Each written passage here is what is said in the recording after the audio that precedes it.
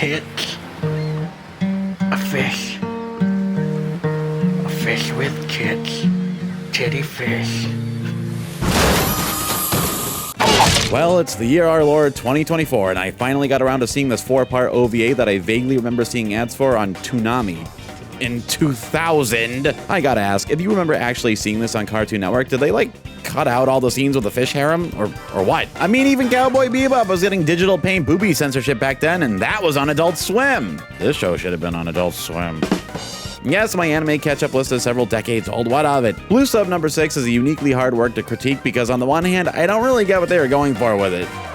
But on the other hand, boy oh boy do I ever get exactly what they were going for with it. Angry fish waifus who bite. I mean, man, is there not already an entire VTuber-ass agency dedicated to this idea? It's hard to even start to quantify the over-numerous ideas jostling for position amid the too narrow narrative doorframe alongside the all-important fish harem. For anyone else who's had this thing gnawing at their mind for the last few decades, let me give you the rundown. It starts with a devil-may-care crackerjack pilot who plays by his own rules, being sought out to help with the big final job. You're a hard man to find. He only reluctantly agrees to help, but he has his own reasons, damn it. That and a staggering porn collection. Did this really air on Toonami? We got an apocalypse brought about by man's hubris, science run amok, kind of an environmental message, Sonic CD bad future, that kind of thing. And in the end, the humans and the mutant sea people have to learn to talk out their differences instead of a fussin' and a feudin'. Oh, and then there's explicitly a nuclear bomb threat because the original manga was from the 50s, and spoiler, it ends with the hero implicitly killing the main scientist guy, and his Antipodean abomination ends up doing the shame walk back to the sea. They also narrowly resist the urge to get violent vengeance there and then, solely because of his dying wish that everyone do the hard work of getting along thereafter. I kinda like the ambiguity of it, the final end of humanity is prevented, but we don't really know how things will go from here. With some tweaking, this could have been a haunting, Serling-esque treatise on having to make the best future we can in spite of mounting consequences of past mistakes. Instead, it's a baffling and abortive cautionary tale about not making a race of fish people and telling them to kill all humans. Okay, I'll make sure not to do that. They recoiled from their Piscine Pygmalion. Okay, so Hunky Pilot is a bitchy bitch man about coming back to pilot a thing, but he's the best they've ever seen, so okay.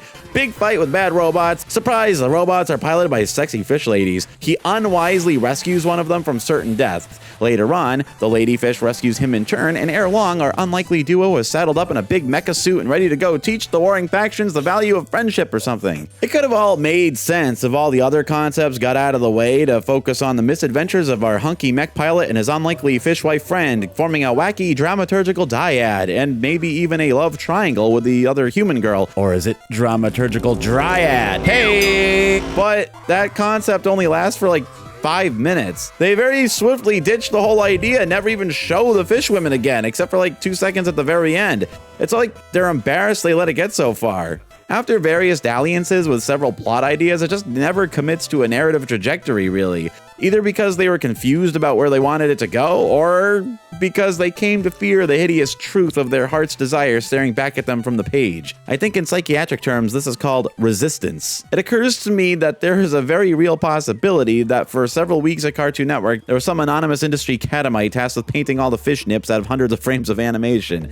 And they bought that year's Christmas presents with the money.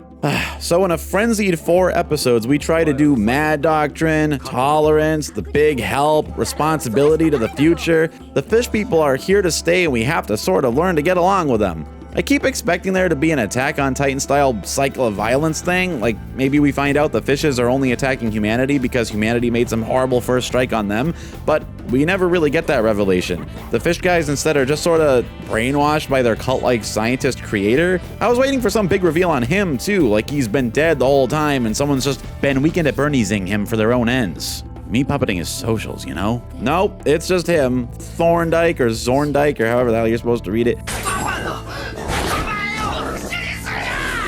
Like, initially, he wants to drive humanity to extinction, seemingly because he was born too early to see Splatoon. But then at the end, the big reveal is he just wanted everyone to learn how to cooperate. And it's a dumb.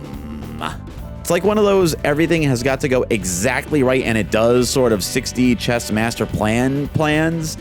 It's not relatable, man. I can't even get a fucking live stream to work every 3rd time, and I have the settings saved. Zorndyke's plan was one NVIDIA driver problem away from total failure, and he had to get the entire planet to operate in coordination. Motherfuckers fish cockpits must have run on free BSD or something. It would have been better without a single puppet master type figure leading the effort is what I'm saying. If it was actually a bunch of different factions with radically different ideas of how things should proceed, and they're all jostling for supremacy. I understand there's a reboot series, and unless they retooled it to focus on the adventures of Mechman and Fish Friend, I'm not sure what allure there is without the janky 90s CGI. I mean, the nostalgia got me feeling a certain kind of way, to be honest. I can see being some fresh-faced anime weeb in the early aughts shelling out $50 for a VHS of this at Suncoast. That's not another sea pun, it was a video store.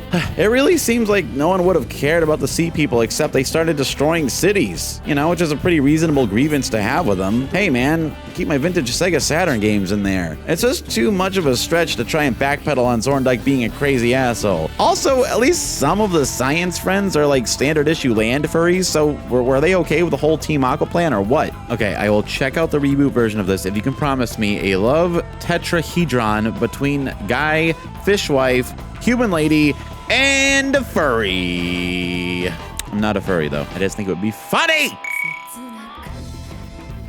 Anyway, I do at least like how in the end, our hero ends up getting beta cucked.